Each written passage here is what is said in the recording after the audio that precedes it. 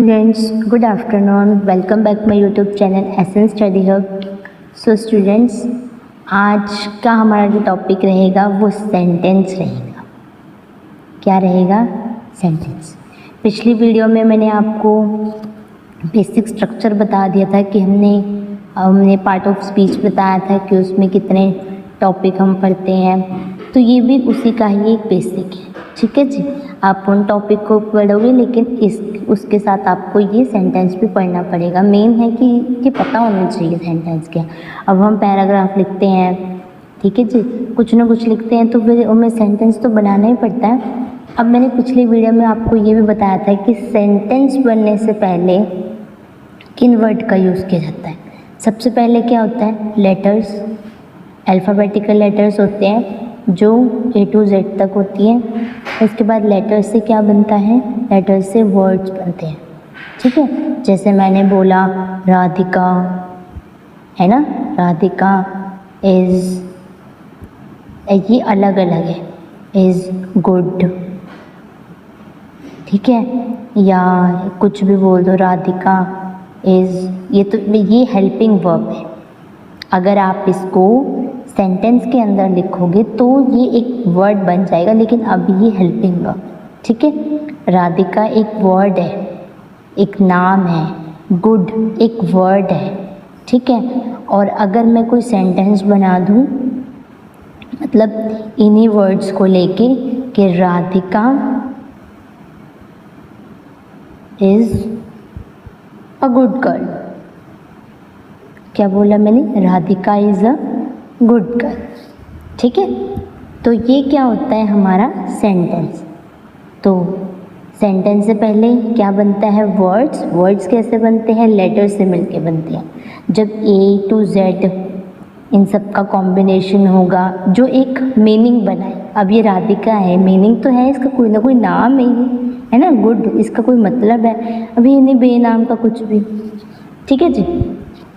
अब सेंटेंस की डेफिनेशन क्या होती है? डेफिनेशन होती है एन, एक आपको बता दे रही हूँ, an arrangement of the group of words. ये क्या बोला हुआ है? ग्रुप ऑफ वर्ड्स बोला हुआ। तो अरेंजमेंट, ये अरेंजमेंट ही तो हुआ पड़ा है। राधिका इज़, अगर मैं ऐसे लिख दूँ कि गुड राधिका गर्ल, तो अरेंजमेंट तो हो रही है, बट साथ में एक लाइन और बोली जाती है कि उसका एक कंप्लीट सेंस भी बनना चाहिए, उसका एक मीनिंगफुल सेंस भी बनना चाहिए, ठीक है जी। तो सेंटेंस होता है क्या है? An arrangement of the group of words that makes a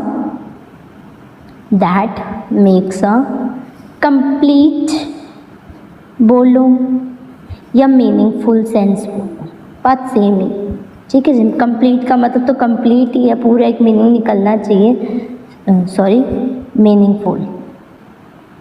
meaningful sense, ठीक है जी। तो सेंटेंस क्या होता है आपका?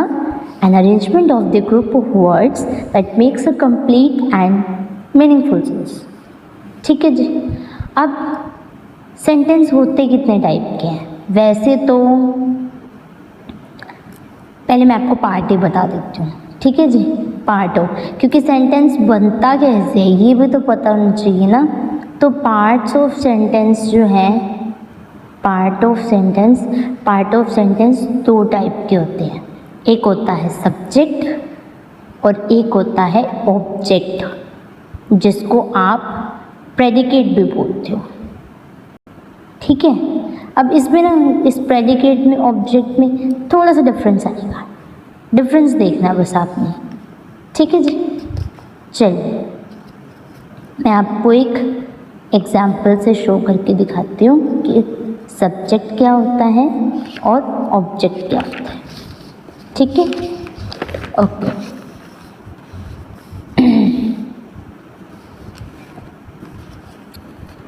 चलिए, मैंने क्या बोला पीछे कि सेंटेंस की दो पार्ट होते हैं, एक होता है सब्जेक्ट, एक होता है प्रेडिकेट या ऑब्जेक्ट। बस दोनों में हल्का सा डिफरेंस है। जैसे मैंने एक सेंटेंस बोल दिया आपको कि he is an intelligent boy. He is an intelligent boy, वो क्या है? एक इंटेलिजेंट है। ये मैंने एक पूरा एक सेंटेंस ले लिया, ठीक है जी। अब देखो इसमें ना जो हमारा ही है ना, वो हमारा क्या है? सब्जेक्ट। अब सब्जेक्ट है क्या? होता क्या है सब्जेक्ट? सब्जेक्ट होता है कि सेंटेंस में जिसके बारे में बात की जाए, जो भी वो पर्टिकुलर इंसान है, पर्टिकुलर कोई चीज़ है, कुछ भी है, जिसके बारे में बात की जा रही है वो आपका सब्जेक्ट है। जिसके बारे में बात की जा रही है,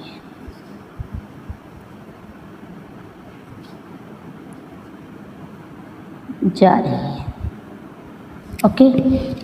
और ऑब्जेक्ट क्या होता है? ऑब्जेक्ट हमारा होता है, देखो प्रेडिकेट के अंदर आ जाता है आपका ये पूरा का पूरा, he is an intelligent boy. और ऑब्जेक्ट के अंदर क्या आ जाता है? सिर्फ उसके अंदर हेल्पिंग वर्ब नहीं आएगा, बस कि हेल्पिंग वर्ब हो जाती है, जो वर्ब जिसको बोलते हैं वो अलग हो जाता है, बाकी उसको छोड़ के वो सारा ऑब्जेक्ट में आ जाएगा। तो ऑब्जेक्ट क्या होता है? ऑब्जेक्ट होता है कि सब्जेक्ट के बारे में क्या बात की जा रही है, सब्जेक्ट के बारे में जो भी बात की जा रही है, ठीक है।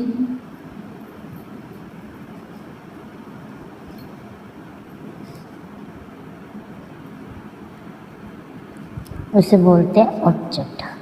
और प्रेडिकेट के अंदर ये पूरा आ जाता है, is an intelligent boy. Object के अंदर सिर्फ खाली हेल्पिंग वर्ब को छोड़ के एन इंटेलिजेंट। एक बार इसका स्ट्रक्चर देख लेते हैं सेंटेंस का। तो sentence of structure of sentence जो है वो कैसा होता है, कैसे बनता है? स्ट्रक्चर ऑफ सेंटेंस जो है बताती हूँ।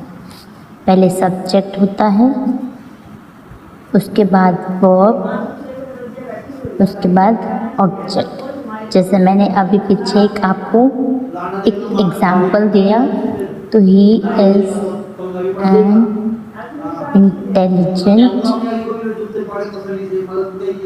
बॉय। तो ये तो हो गया वर्ब, ये हो गया ही यानी कि सब्जेक्ट। बाकी जो बचा है सब्जेक्ट के बारे में जो कुछ भी बोला गया वो क्या है? आपका ऑब्जेक्ट है ना। अभी मैंने पीछे आपको यही बोला कि वर्ब अगर साथ में, वर्ब को आप साथ में लेके ऑब्जेक्ट नहीं बोलोगे, वर्ब को साथ में लेके पूरे ऑब्जेक्ट के साथ आप मुझे क्या बोलोगे? प्रेडिकेट। ठीक है, थोड़ा सा डिफरेंस है बस, और कुछ नहीं, बाकी सब सेम। चल आगे टाइप्स ऑफ सेंटेंस। अब टाइप्स ऑफ सेंटेंस होते कितने टाइप के हैं? 5 टाइप के। पहला कौन सा होता है? पहला होता है आपका एसर्टिव। कौन सा होता है? एसर्टिव, जिसको आप डिक्लेरेटिव भी बोलते हो,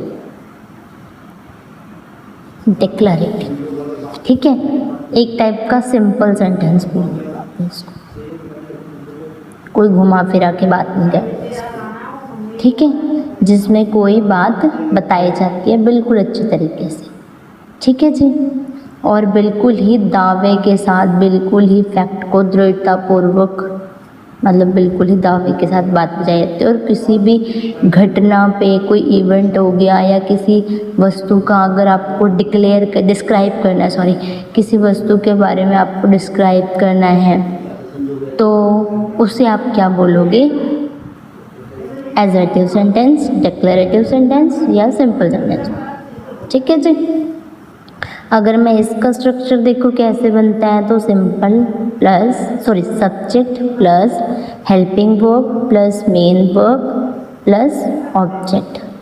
अब जैसे मैं एक एग्जांपल दे दूँ, एग्जांपल में जैसे मैंने बोला Renuka has sold her scooter. ठीक है जी, ये तो हो गया आपका सब्जेक्ट, ये हो गया हेल्पिंग वर्ब। ठीक है जी, ये हो गया आपका मेन वर्ब, थर्ड फॉर्म लगी है ये आपका ऑब्जेक्ट हो गया हर स्कूटर। ठीक है, आगे ना वही बात। चल, उसके बाद दूसरा कौन सा होता है? अच्छा, इसी के अंदर असर्टिव है, डिक्लेरेटिव है, सिंपल साथ में बता देती हूँ। सिंपल सेंटेंस से कोई सीधी बात की जा रही है, कभी नेगेटिव में भी हो सकती है ना। तो एक को क्या हो गया नेगेटिव सेंटेंस। नेगेटिव सेंटेंस जिसमें आप किसी बात की मनाही कर रहे हैं। ठीक है जी, किसी बात की क्या कर रहे हैं, मनाही कर रहे हैं, मतलब ना बोल के। ठीक है, तो वो कौन सा होता है आपका नेगेटिव सेंटेंस। अगर आप इसका स्ट्रक्चर देखना चाहिए तो सब्जेक्ट प्लस हेल्पिंग वर्ब के बाद नॉट आएगा, फिर मेन वर्ब, फिर ऑब्जेक्ट। Got it. इसमें अगर मैं एग्जाम्पल बोल दूँ, इसी कोई रेणुका कोई लेके चलते हैं। चल, क्या है रेणुका, अब यहाँ पे क्या था, हैज़ सोल्ड हर स्कूटर। तो मैं अगर यहाँ बोल दूँ has not sold her scooter. ठीक है, इंटरेस्टिंग है ना। आगे इंटेरोगेटिव सेंटेंस। इंटेरोगेटिव सेंटेंस क्या होता है, जिसमें आप क्वेश्चन आस्क करते हो, क्वेश्चन आस्क करते हो।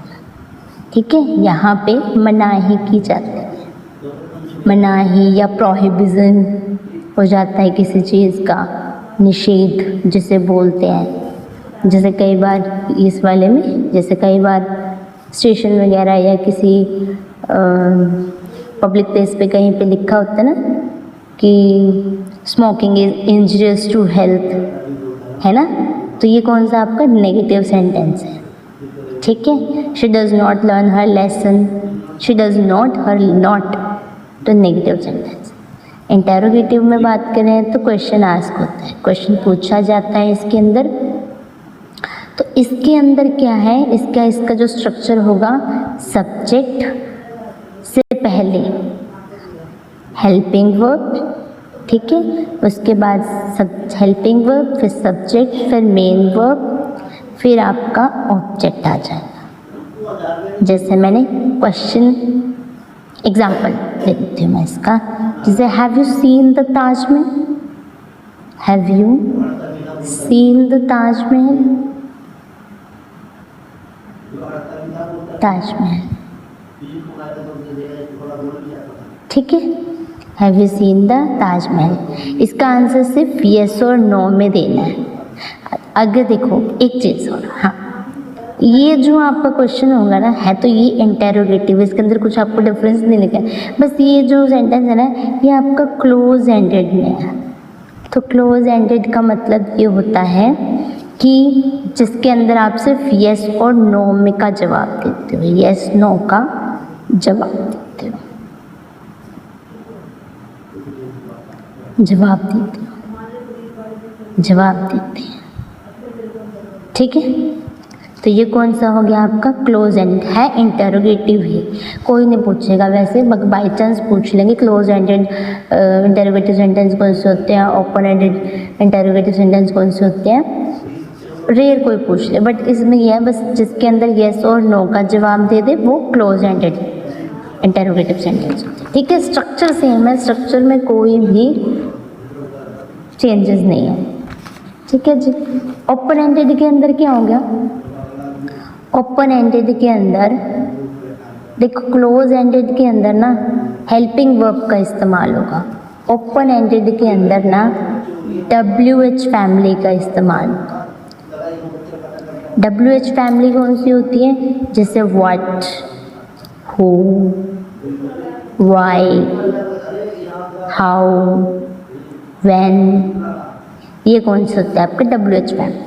ठीक है जी। जैसे मैंने एक एग्जांपल ले लिया, what are you doing here, मैंने क्या पूछा, what are you doing here. ठीक है, मैंने ऐसे पूछ लिया what are you doing here. ठीक है। तो व्हाट आर यू डूइंग